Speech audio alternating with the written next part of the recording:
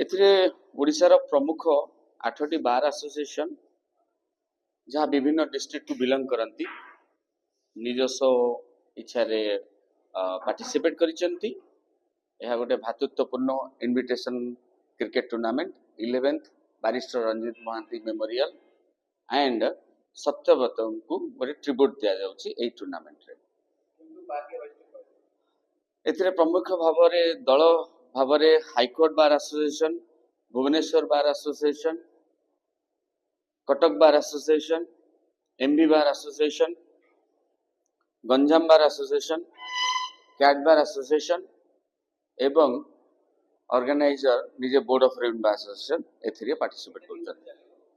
खेल 19 फेब्रुआरी आरंभ होई 22 फेब्रुआरी गेस्ट भाव हाईकोर्ट रो ऑनरेबल जस्टिस माने रहिबे ताहा आमे पर मुहूर्त रे परिप्रकाश करिवु और सीनियर एडवोकेट माने मध्य रहिबे।